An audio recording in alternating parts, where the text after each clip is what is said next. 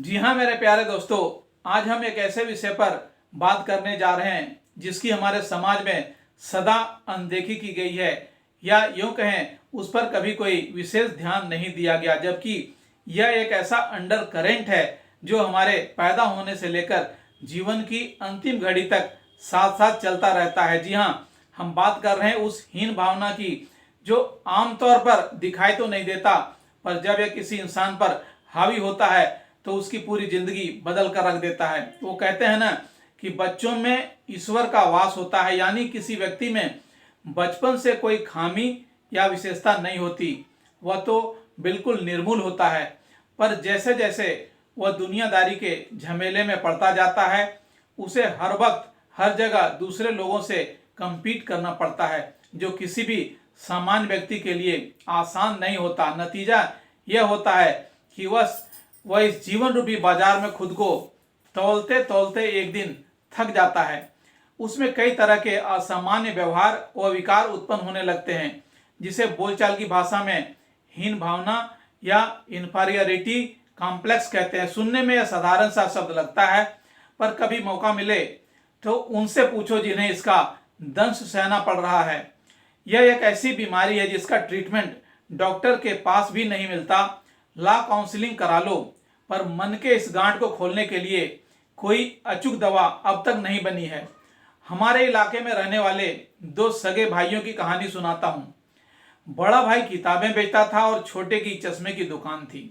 अब संयोग देखिए, किताब घर पर ग्राहकों की हमेशा भीड़ लगी रहती थी, जबकि चश्मे वाली दुकान पर लोग यदा कदा ही जाते थे। छोटे भाई ने एक दिन अपने चश्मे की दुकान बंद कर ली और उसी में किताब की दुकान खोली। अब दोनों भाइयों की रोज रोज की रस्साकसी से ग्राहक भड़क गए और उन लोगों ने अपने लिए कोई तीसरा ठिकाना ढूंढ लिया। हीन भावना का यह छोटा सा उदाहरण शायद इतनी बड़ी समस्या को उजागर करने में कम पड़ रहा होगा, पर सच यह है कि हीन भावना हमारे आपके मन में भी है, जिससे हमें खुद भी लड़ना पड़ता है, क्योंकि इससे प्रभावित लोगों की कमी नहीं है संसार में। कोई अपने रंग रूप से परेशान है, तो कोई दूसरों की धन दौलत की चकाचौंध में खुद को छोटा महसूस कर रहा है, तो कहीं किसी और बात की नुमाइश हो रही है, तो कहीं सफलता असफलता की लड़ाई में लोग फंसे पड़े हैं। हमारी कमीज सबसे ज्यादा सफेद दिखे, यह मनोवृत्ति जब तक खत्म नहीं होगी तब तक हम एक दूसरे को उसके उसके असली रूप से एक्सेप्ट नहीं कर पा रहे। देखा जाए तो किसी भी व्यक्ति में हीन भावना का विष हम लोग ही बोते हैं। एक ऐसी खाई तैयार करते हैं जिसे पाट पाना इतना आसान भी नहीं होता।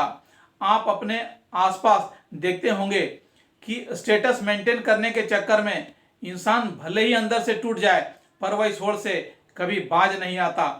पर यह सवाल यह उठता है कि आखिर इस मर्ज की दवा क्या है, इस मन के मारे का इलाज क्या है। दरअसल जैसा कि इसके नाम में ही भावना शब्द शामिल है, यानी हमें किसी की भावना से खेलना नहीं, बल्कि उसके मन के भाव को समझना है। वह किस बात से त्रस्त है, यह जानने के लिए उसके तह तक जाना पड़ेगा। मोस्ट ऑफ द केसेज में एक चीज आप कॉमन पाएंगे कि हीन भावना से ग्रसित स्त्री पुरुष अपनी कमियों से नहीं, बल्कि दूसरों की खूबियों से परेशान होते हैं। इसकी तीव्रता भिन्न लोगों में अलग अलग किस्म की हो सकती है, पर उन्हें एक दूसरे से हर बात में कंपेयर करने से रोकना होगा, वरना वो जीवन भर खुद को संतुष्ट नहीं कर पाएंगे। मेरे एक दोस्त को यह बात जरा भी बर्दाश्त नहीं थी कि कोई उसकी कार से साइड लेकर सड़क पर उससे आगे निकल जाए, और ऐसा कभी होने पर वह बेकाबू हो जाता था।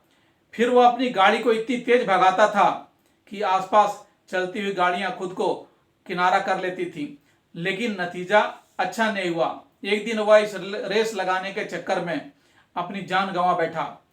कहने का गरज यह कि हीन भावना किसी भी तरह का हो, वह हमारे लिए घातक है। वह हमारा विकास रोक देती है। मन के इस असंतोष का इलाज बेशक कोई डॉक्टर न कर पाए, पर हम आप मिलकर किसी भी पीड़ित व्यक्ति को ठीक कर सकते हैं। उसे उसकी खूबियां, उसकी विशेषताओं का बार बार हवाला देकर हम उसे उसके खास होने का एहसास दिला सकते हैं। दोस्तों, एक बात और जान लें कि दुनिया में जीने वाला कोई भी इंसान परफेक्ट नहीं होता है। ईश्वर ने सबको खास बनाया है। आपको भी उसने जो रूप और गुण दिया है वह और किसी दूसरे के पास नहीं है। उसकी इज्जत करें। दूसरों की चिंता छोड़कर अपने फिजिकल और मेंटल एबिलिटी पर भरोसा कर अपना जीवन जिएं। बस एक विश्वास भरी पहल की जरूरत है। हम किसी भी हीन भावना से लड़ सकते हैं। अंत में आपसे गुजारिश कि हमारे इस चैनल को लाइक, शेयर और सब्सक्राइब जरूर करें ताकि हम आपसे बार बार मिलते रहें। धन्यवाद।